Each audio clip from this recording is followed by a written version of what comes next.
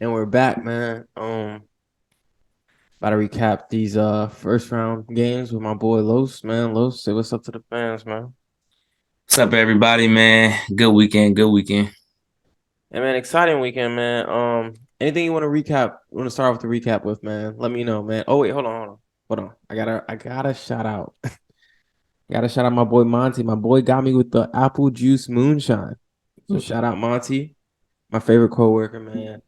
I'm gonna have him tune into the pod. Shout out, But Monty. anyone else you want to shout out, man? You want to shout out anybody before we get started? Man, just shout out my mama, man. That's it. Gotta split the mama. Hey man, we're doing the mom's corner every month, man. So your mom gotta pick out her favorite highlight, whatever athlete. My mom's always gonna pick Stephen Curry. I don't know if you've watched previous pods, but she always picks Stephen Curry. And we call it the mom's corner. And we show the highlight or whatever. But I'm gonna tell you now, my mom is an avid LeBron fan, and she loves the way Chris Paul looks. So it's gonna be one of them two. I'm telling you, every month my mom's gonna pick a Stephen Curry highlight. If it's and even if he's not playing basketball, he'd be taking care of his kids. Something Stephen Curry. But all right, man. Let's get into this recap, man. We're not gonna do picks today. We're gonna wait for Mr. Lock of the Day, Femi, to come back to do the picks for Thursday. But hey man, talk to me about the first weekend, man. What you like? First weekend, it was great, man.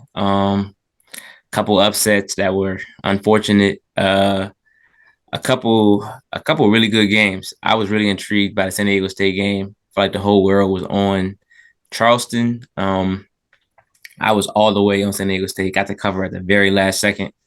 That was good. The Furman game was absolutely crazy. I feel bad for Kihei because he had such a great career, and a lot of people are going to remember him just off of that pass. But it really is indicative of how he played. Man, it's not. He was really really good. He's the ACC leader in wins for a reason. And overall, it was just a good first weekend. I feel like it was a lot of chaos, and that's exactly what March is for. You think Stan Van Gundy actually had money on that game? I What don't they know, but saying the, on the Twitter? the way he reacted was like he lost some money. But I want to throw this out there for all my basketball listeners, college and NBA. When Kevin Harlan says that good, that is like up there with bang. That's It's really up not. there. It's up there, but it's It's up not. there. It's not better. It's not. Listen, because I forgot his name. Damn. When Cuz from CBS, he'd be like, "Get them puppies organized," and then they go into the joint. That joint Yeah. is hard. Or when Mark Jackson be like, "Mama, there goes that man."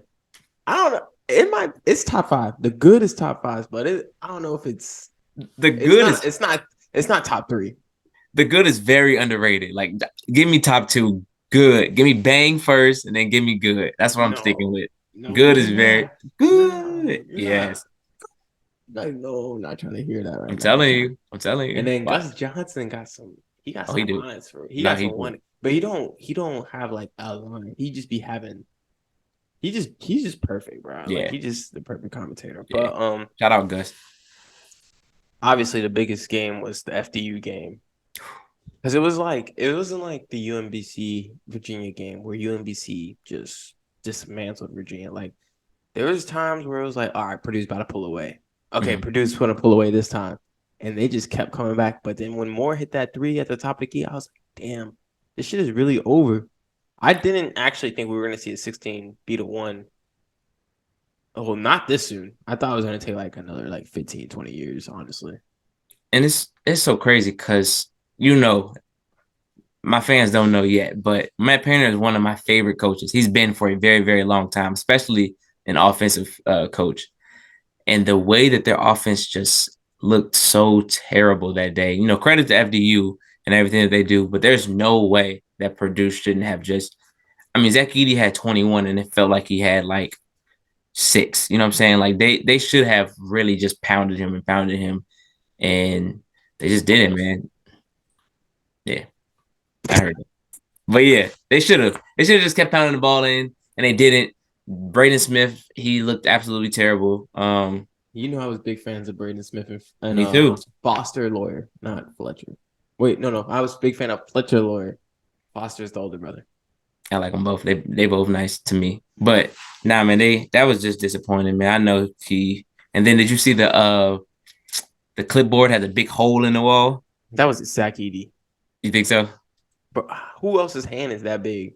Unless Mason Gillis just went crazy after the game. Because that's the only other person. It's not Ethan Morton's soft ass. No. I ain't gonna speak too much on Ethan. Yeah, chill on Ethan. Ethan, my boy. Chill on Ethan. I don't like Ethan. Chill on Ethan. That's my boy. Another big game was the Arkansas versus Kansas game. I think that was one of my favorite games to watch this weekend. Besides the Gonzaga and TCU game. Arkansas, Kansas was crazy because Kansas had a big lead. They were up like 12 going into half or like right before the half. And I thought it was just a foregone conclusion, but I guess I don't know, man. I feel, huh? Muscleman. I feel bad for that TCU assistant. I mean, not TCU. Sorry, the Kansas assistant coach, because that's your time to shine. And you see all on Twitter, like everybody saying if Bill Self is there, they don't lose that game. They don't lose that game, and that's your time to shine. Like he's been in Kansas for God knows how long. So he finally got his opportunity, and it didn't look good. So they had a winning record when he was there. It wasn't like I think they lost to Arkansas, obviously, and I think they lost to Texas one time when he was coaching. Blown out. They got blown out by Texas. I don't think this Kansas team was a good matchup for Texas. Like I think Texas is a bad matchup for him.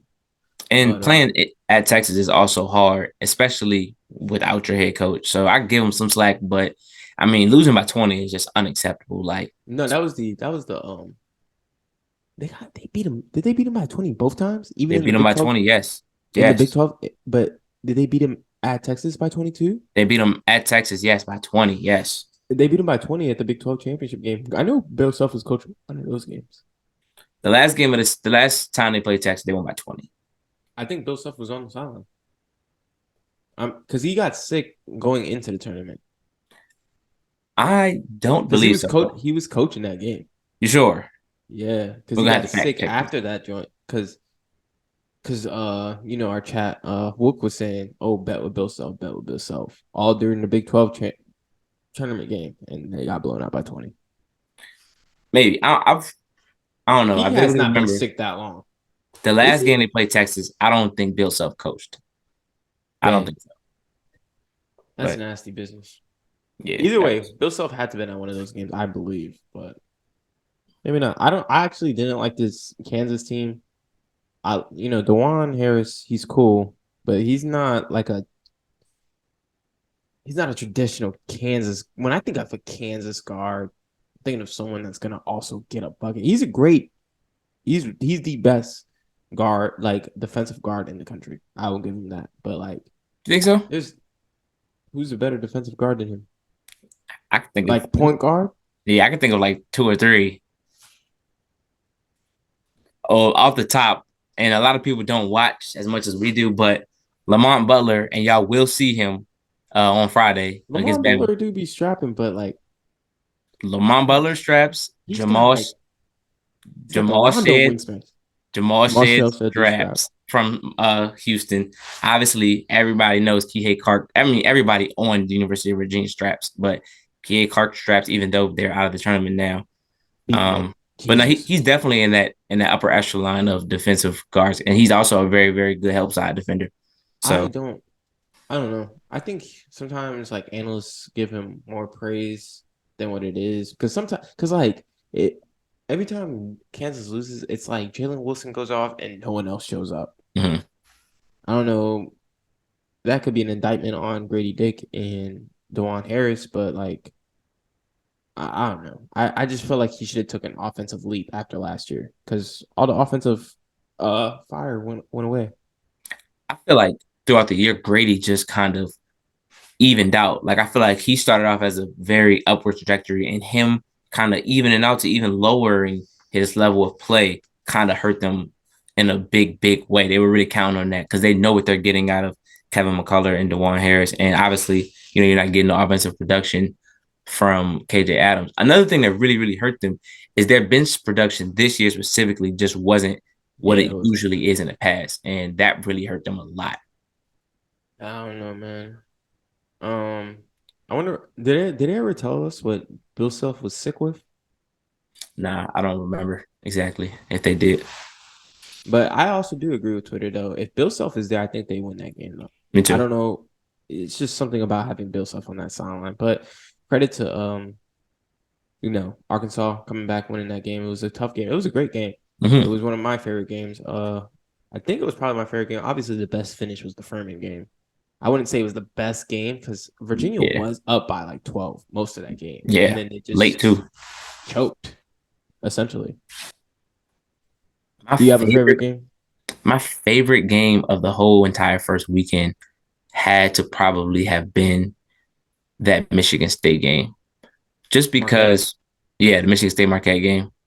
Just because one, I picked it, so I was zoned in on it, and two, like I literally felt like the game at some points in time it was like you didn't know which way it was going. Like Marquette got stagnant on offense, just like I said they would, and they came back just like I said they would. But in the route of them coming back, they exerted so much energy that they didn't have enough to just hold down Tyson Walker and AJ Hogarth and all of this experience and talent that Michigan State had. So to me, that was the most entertaining game. And then it was a chess match because Shaka made a couple adjustments and the refs were absolutely brutal that game. So that was a fun game for me to watch.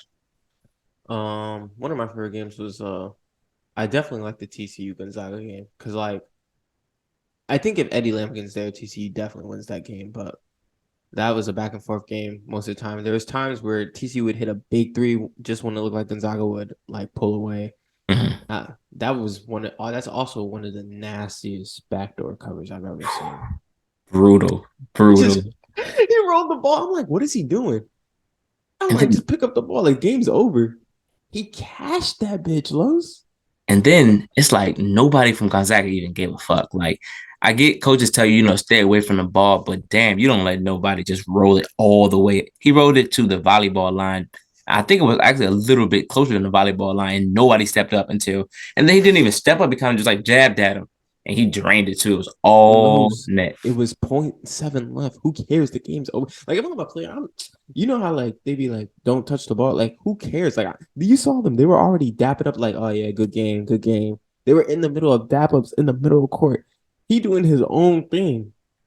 The betting culture is getting too big. I'm telling you, betting culture is getting too big. And then he put his hands up like he was a hero. Like he No, knew what time it was. Yep. you're a villain. Look, hey, I told you though on the last pod, like my heart was with TCU. So I'm like 50-50. Like my heart was You with really y'all, so I don't feel too bad. you really thought TC was gonna win for a second, but I understand good guards. But Drew Timmy is just too much of a monster. Yeah, and you right, man. Eddie Lampkin changes that game like a lot. I mean, he's a big enough body to hold them down, and you take the better guards in March. Friendly reminder for everybody watching: if you're betting on any of these games, take the better guards. Just take the more experienced and better guards, and I promise you, the method will work in the long run. All right, man. So we're gonna move on to the next topic, man. Um, wait, hold on. I gotta go back because I'm a Duke fan, and I feel like it'd be wrong. All right, so first game, I saw a lot of people had the upset of Oral Roberts. I felt like personally it was a good matchup for us because no offense to Connor, he spent 2 years at Arkansas, I believe, and he spent 1 year at Cal, but like he's never really touched the floor at any of the high major programs. And there's a reason he dominates in the summer league. The summer league is terrible, but Mhm. Oral Roberts is a great team, one of the best offensive teams in the country. Absolutely. I think if they play Virginia, they can beat them. I feel like they just ran into a buzzsaw with us because Lively and Filikowski can guard out at the perimeter, which if you watch, you've seen all ACC play. But yeah, they just ran into a buzzsaw with us. I just feel like, and then Tennessee, we got punked. And I also feel like the refs, like the way the game was refed was for Tennessee. Mhm. I'm not saying like that's an excuse on why we lost. Like Tennessee deserved to win that game. I forgot what old boy's name is. He went off for 27, Number went 13. crazy. Santiago went crazy. he had a bounce back game after the Louisiana game, and a team that shoots 32% from three shot 44%. I mean, I mean, sometimes this is not your day. I feel like you hit it on the head though. I feel like y'all just literally got punked, like on the glass, second chance. They were beating y'all to lose balls. I will say I was thoroughly impressed with Tyrese Proctor. Like I feel like that might have solidified him going to the draft. Like Yeah, he's gonna shock some people because he can really really hoop. But you know Flip, who he he kind of reminds me of? who Like a Tyrese Halliburton light. I like that. That's a good comparison. But Flip just kind of he got punked, man. Like I don't know how much he ended up with, but he got punked, especially in like the biggest moments. Like I felt like at every point where y'all had like a mini run, 13 just came down and hit a big shot or got a big rebound or just did the right play at the right time. He even after the game, he just was, in the interview just full of emotions and he just knew he thoroughly outplayed Flip. So Yeah, I mean, we were talking about it in the chat, but I feel like losing Mark Mitchell 5 minutes before the game, I feel like that changes. absolutely. Yeah, like people might not. I feel like Mark Mitchell is really underappreciated, but that is a Mark Mitchell type of game. Like Mhm. He I don't know. Yeah. if he checks 13, I feel like he has a much, much, much worse game. Just physicality, the way Mark Mitchell plays is predicated to stop somebody like that. And he's truthfully the only reason why y'all lost. If he doesn't get off and score like that, I mean, y'all win by 10, 15 easily. Like, so now you're right, 100%. But yeah. I mean, it was good. I mean, it was a good season for what's it called? Also the little guy. Actually, we're gonna get into it because we're gonna talk about it. Next subject. Your top five favorite players to watch for the rest of the tournament. Who are you All right. taking? So y'all know Dickie V calls them diaper dandies. Like these are the guys that y'all need to pay attention to. These guys in the biggest moments they shine. And here are my five. And this is in order. Number one, Your favorite players in my terms favorite of like players in order. Number one is Nigel Pack from the University of Miami. 5'9", 5'10" guard, makes shots, takes shots. Like just watch the first two games, you'll see why I like him. Even when his best backcourt mate, ACC Player of the Year Isaiah Wong, didn't show up, he still had a 20-plus point game and basically willed Miami against a great Drake defensive team. Next is Tyson Walker, point guard from Michigan State. He's been consistent all year. He's gonna score. He's gonna defend it. He's gonna make sure his team doesn't get too rattled, not too high, not too low. Like in the biggest moments, you want him. Third, the little guy James was just talking about, Marquise Noel, Kansas State guard from the New York area. I don't know if y'all heard, but John Calipari in the interview called him the little guy. And I just felt like that was just so disrespectful. He ended up apologizing to him, but still, that was just disrespectful. He killed them. He held the game offensively. He had a couple good defensive possessions. And especially just towards the end, he just really controlled the game. He willed them literally to a win.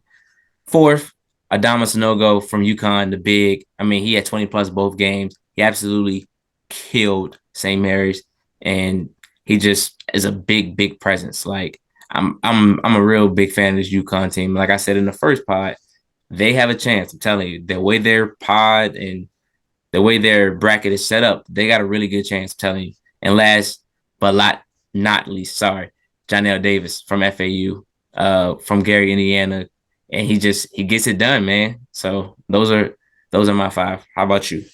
All right, man. I'm gonna give you a real top five. I mean, obviously, I gotta go with Marquise Noel. I mean, a star among stars. I mean, 27 against Kentucky. I mean, he looked like a Harlem Globetrotter out there. I mean, Absolutely. kid from Mr. New York City, man. Heart over hype. You gotta respect him. Number two, my probably my favorite guard in the tournament. My favorite guard all year, Ryan Nembhard. I truly believe Ryan Nembhard would be better than Andrew Nembhard. He plays for the Pacers, if y'all don't know. But his older brother is Andrew Nembhard. He played for Gonzaga for what was it, like 2, 3 years? He used to play at Florida. But Mhm. Ryan Three. Nembhard, 30 points against Baylor in a dominating win. I'm excited to see what he does. Number three, Brandon Miller. He's a dog. He's a Yeah. dog. Like you can't like people are turning on the TV to watch Brandon Miller. I don't care what anybody says. Just the whole story and everything, unfortunate story, tragedy. Rest in peace to the mom. But you know, Brandon Miller's a star. I can't deny that. Number 4, Drew Timmy. Drew Timmy, he it's like he knows that not only it's a game, but it's also entertainment for those sitting at home. He's gonna give you all the antics. He's gonna give you the celebrations. He's gonna get buckets.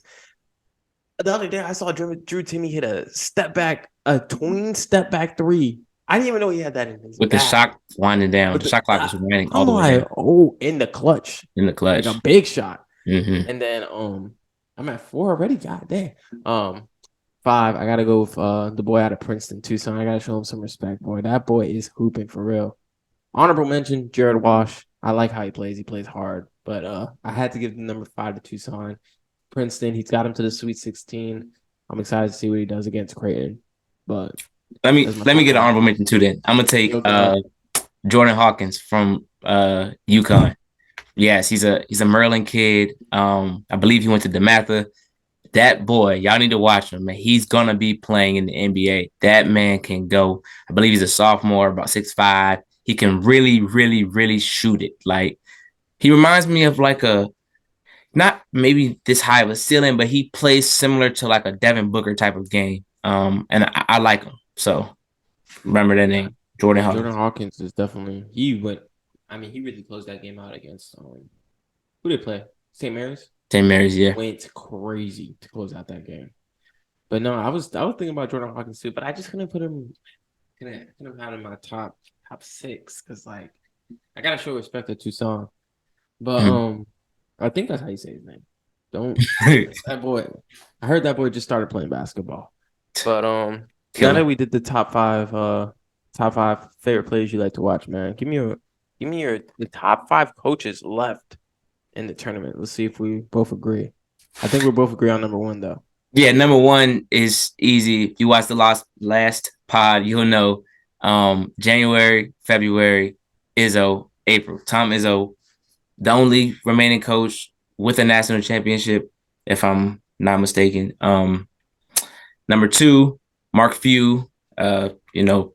Highest highest winning percentage since he's been coaching, plays in the WCC, but he wins 80% of his games.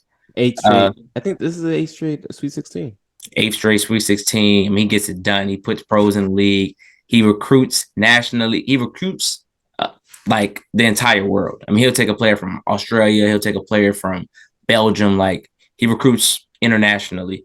His development process. Sorry to cut you off, but his development process reminds me of like the Spurs. Oh, like absolutely. That's the like freshman, just like Rui Hachimura, that 1 year just came out of nowhere. And apparently, he was at the program for 2 years. He turned Zach Collins, who, he's not done anything in the NBA, but he turned him into a first-round draft pick. He was hurt. But I'm just saying, players like that, like these are first-round draft picks. Was nice. The only real knock on him is that he doesn't really produce guards in the NBA. Like most of his guards, they go overseas and play well, but Gonzaga doesn't have but maybe 1 or 2 guards that have played in a league and done it at a high level. We have Suggs. I don't like Suggs. Yeah. And then we got Andrew's been playing all right. But if that's your best guard compared to your bigs that you got, damn, he did have some guys. He had Pangos. He had Jeremy Pargo. He had Nigel Williams-Goss. He's had he's had guys. He had Josh Perkins, Josh Perkins is probably my favorite Gonzaga player. He got it done. He's had guards, but as far as like in the NBA, they just don't develop like their bigs. Like Rui Hachimura, he's a really, really set. Demontis Sabonis is a all-star, so he knows how to coach some bigs. No, 100%. Now he knows how to coach. My number 3 is Kelvin Sampson. Final Four, I feel like he's one of the coaches that recruits to his strengths. His teams always, always, always play hard. Like and he's not getting, the best of the best recruits. He was getting good recruits, but they are another program that people stay and just develop and just get better over time. Number 4, I have Jim Larinaga. Went to a Final Four with George Mason. He just went to the Elite Eight. And was it last year? He just went to the Elite Eight. Um, they have a really, really good shot of beating Houston, though I'm not going to pick that. But that game is going to be really good. Man, them guards play well. They're undersized. He's another one that doesn't really get the top guys. He's good in the transfer portal, and Isaiah Wong was just a big get for him. And he was a freshman that just kind of got developed over the years. And then my number 5 is Mick Cronin from UCLA. I mean, he talk about Mr. Consistent. He's been to the NCAA 12 straight times. And he just, what you're getting out of him. Player's going to play hard, and he's going to be able to coach and, get the most out of players. Honorable mention, I want to say this. Dusty May has done a really, really good job at FAU. And people need to take note of that. He got there in 2018, and they got 30 wins, and probably the best team in Conference USA since God knows when, at least 10 years. So those are my 5 for the honorable mention. All right, man. So you were right with the top 3. You were right with Tom Izzo. Then you were right with Tom Izzo, obviously. January, February, Izzo. You know what I'm saying? Absolutely. We ain't got to speak too much on Izzo. Then next, you were right with who are you right with? Mark Few. You're right with Mark Few, obviously. Not much to say there. Number 3, 8 straight Sweet 16s. No round of 64 big blemish loss that most coaches eventually run into. Mm-hmm. Teams always focus for the tournament. Number 3, Houston, obviously. We got Samson. 4. I don't know, man. 4. I don't know. Listen, I like Mick Cronin at 4. Mick Cronin at 4 is solid. But 5, no, you had Larinaga, huh? Larinaga at 4, yeah. Nah, you can't make mine. He's listen. All right, go ahead. I understand he's been to a Final Four with George Mason. He's been at Miami for a while, Los. While. Los, give me a good reason why a kid would not want to go to Miami and play for Larinaga. Well, one, it's very hard with the NIL deal. It's very hard to recruit bigs there. They've had really good guards. Even in the league, there are a couple guards that's from Miami. But why wouldn't a big want to go to Miami? Why wouldn't a player why would you not want to go to Miami? Because the offense is predicated for the guards to get busy. If you watch them now, what's his name? Amir, he literally doesn't get the ball. That's not enticing. Where if you go to a school like Gonzaga, they're feeding the post. You go to school like Carolina, you go to school like Duke, those bigs are getting the ball. And you don't want to just be a screen and roll type of big. You want to actually be involved in the offense. And Miami is just not going to do that. He hasn't done that never in his whole tenure. So. Hey, if I'm a big today, that's where the NBA is going. When are we posting up? You might as well go to Miami. Get you a little pick and pop. Get you a little. You know who would be good in Miami? Filipowski would have been good at Miami. I mean, they've never even had a pick and pop big. I'm trying to think maybe that white boy didn't. What's his name? I don't even want to think too hard. I don't even know what. I mean, I feel like it was a couple of years ago. You talking about Matt Cross? That's at UMass. I mean, maybe, but even he was only there. He was there for a little bit, and he had no shot at the NBA. Then he transferred to Louisville. Then he's at UMass. So, I mean, that's him. That's him. Yeah.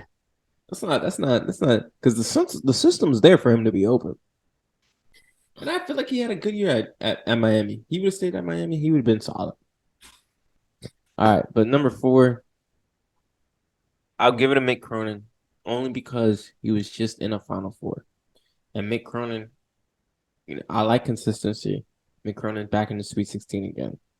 Number 5, if we're talking about tournament style coaches, I almost want to put this guy at number 4, but I'm going to put him at 5.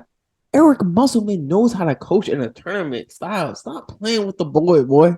Back-to-back Elite Eights. I'm not going to say it because I don't think they can beat him. But if he beats UConn, this will be his 3rd straight Elite Eight. Elite Eights ain't easy to get to. You see your boy Calipari. He can't even sniff a he can barely sniff a Sweet 16 nowadays.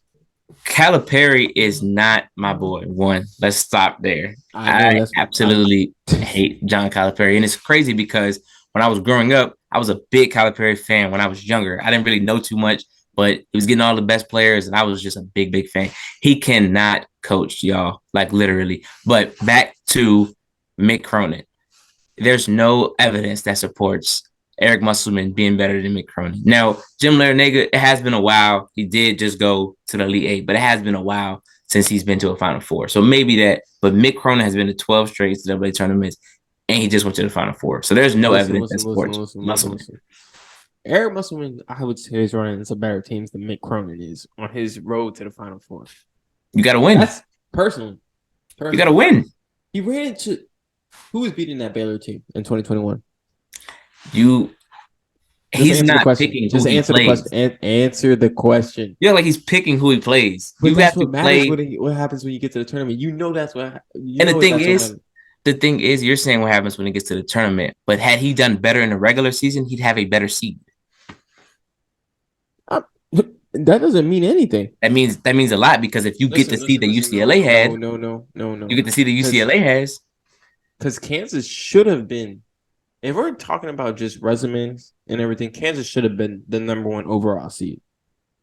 I mean, that's 15 quad one wins is crazy. I'm agreeing with you. I think they are, but that's also subjective and that's up for debate. But specific to Musselman, if he does better in the regular season, he gets a better seed. Therefore, they reward people. It doesn't matter where you put Musselman though. He could be a 12 seed. He's gonna and he's just gonna fold up. He's gonna sniff an Elite Eight. He's not Nigel Pack. He's running into them guys. He ran into Pablo London last year. He ran into Baylor. I mean, no one was beating that Baylor team. You saw what they did in the championship game. Hey,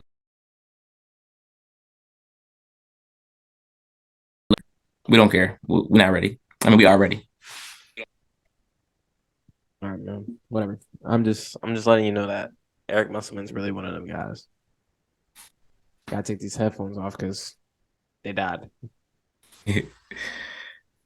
So who's number 5 for you? What'd you say? Oh, you said Mick Cronin at 5. Okay, Mick Cronin at 5. I'll put Eric Musselman at 5. Mick Cronin can be above him, but I'm not having Jim Larrañaga. Jim Larrañaga can be an honorable mention, but he's not. Listen, he's not top 5. Right. You're crazy. I love Jim Larrañaga. Maybe it's the Duke talking to me. Maybe I just nigga in my conference. I can't have Jim Larrañaga in my top 5. I wonder what his record is against Duke over the last 5 years. Oh no, he dominates us. I can't even lie. That's one coach that dominates us. So what are you saying? That's regular season, baby. He dominates us too. That nigga is nice. But we're talking about the tournament. Who does Eric Musselman dominate? You got to get to the tournament too. Let's not forget that. You got to get there too. Sometimes you don't even get to the tournament.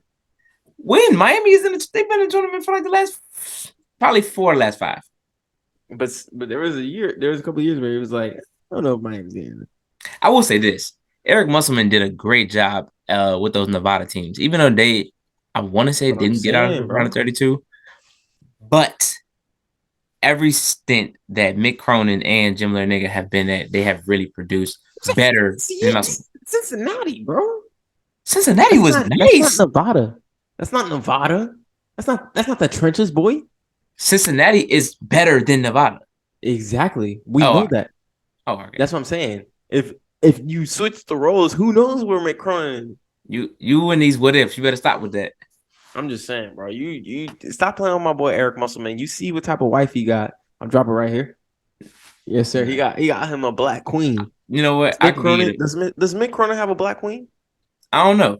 I'll tell you right now. No, he don't even look like it. I don't know. But you can have that one. I salute him on that one. Yes, sir. Yeah, that's about it. Unless you want to talk about the biggest disappointments from the first weekend. Yeah, man, I feel like we should just at least, mention it. I feel like the 3 biggest disappointments are Arizona, Purdue, And this last one is not really a disappointment because I picked it, but I feel like this could have put him back in that elite level of coaching. But Marquette and Shaka Smart, that's a very winnable game. And I feel like you need to, like, he has not been out the first round. I mean, the first round, yeah, in God knows how long. He won this year. And then, I mean, he just, oh my God, like, with arguably a better roster than Michigan State, like, he just thoroughly got out coached. Like, so those are my three. That's just what I'm All right. going. So I agree. Purdue, obviously, with our boy Matt Painter. You know, we're big Matt Painter fans. Love Matt Penn. You gotta make it out the first round, Matt. Got to. Sorry. Got Got to. to. You gotta at least make this. To me, Matt has to make the Sweet 16. It's Has to. I feel like it's been a while. It's been since our boy Carson. That was 3 years ago. Almost 4. One of the greatest performances ever. That was the best year of college basketball They beat ever. ODU. They beat ODU that year. Yeah. Obviously, two was what did we say? Arizona. This disgusting. Gotta win that game. Nasty word. Number 3. I hear you with the Marquette, but I feel like Shaka has really brought Marquette back to life. Like Mhm. I'm not. It's not a bad. Like to me, that's not a bad loss. You lost to Izzo, obviously. I Izzo, give you that. he's just a master at tournament games. Even it doesn't matter what seed they are. If you're facing Michigan State, like even last year with Duke, we were what a two seed. We ran into Izzo and we almost lost that game. But it's got to be UVA, bro. I'm sorry, I know you say that. Tony Bennett, bro. You had like let's call it what it was. It's a miracle run what they went on. The Kihei Clark pass to Mamadi Akite to tie the game and then win the game against Purdue. Purdue should have won that game. Then you had the foul against Auburn that sends you to the what's it called? And then you Great have a game. lapse of judgment by Texas Tech. Granted, it was the no middle defense. I feel like that's what screwed him. You're up 3. Ty Jerome is going in for a layup under 30 seconds. Why are you leaving the strong corner off of DeAndre Hunter and give up a wide open 3 to tie the game? Side note, let me just say that the year he's talking about uh, is the best year, in my opinion, in college 2019. basketball in about 10 years. Like that whole year was just complete, full of Year of dogs Zion. at every position. We had Zion, Tyler Hero. We had some stars that I year. mean, Cassius Winston, you had John Morant. I mean, you had really good players. You had that Buffalo team, who was my second favorite, or maybe favorite mid-major team ever. That Auburn team he just talked about, that Jared Harper, they were really, really, that whole year was just Cody phenomenal. White, ODU, we were really, really good. Like, Ahmad Caver. ooh, We we had were some. great. We had some teams that year. Yes, that whole year was That good, was man. high level basketball. High, high level. I feel like it's gonna get back there soon. I hope so with the It's NIL. Like, the. I feel like we're just in a transition with the NIL right now. But like once they figure out the NIL, because people are staying longer, I feel like we're gonna get really good basketball. I hopefully. feel like everything's evening out too. I hope so. But yeah, we only got like 30 seconds left. Any last things you need to say before we get off? Now I just want to say that I got every single pick right last week except for the spread of the Gonzaga game, and it really killed my soul how they lost. But y'all tune in, man. We got another video coming up, and I'm gonna give y'all another clean sweep. Hey man. Yeah, man, like, comment, and subscribe, man. We'll be back. This will come out today. Today is Wednesday. We'll be back with our picks on Thursday. We'll have a reel out. I'll have the reel out before the game start this time. I promise y'all I'll have the reel out before the game start. I'll have the reel out before the game start. Make sure y'all follow the picks. Maybe not Femi's picks, Yeah. but me and Los's picks. I'm 2 Listen, and y'all. 0. Los's, what do you want to know on the lock of the day? At Yeah, least one the note. lock of the day. You got to lock it on the lock of the day. And this, if y'all go back to the last pod, I was talking about the Creighton game, and I said I almost want to put this as my lock of the day. So if I almost put something as lock of the day, you need to really look at it. But yeah, make sure y'all lock into the lock of the day. Yeah, man. And we out, man. Let's do it.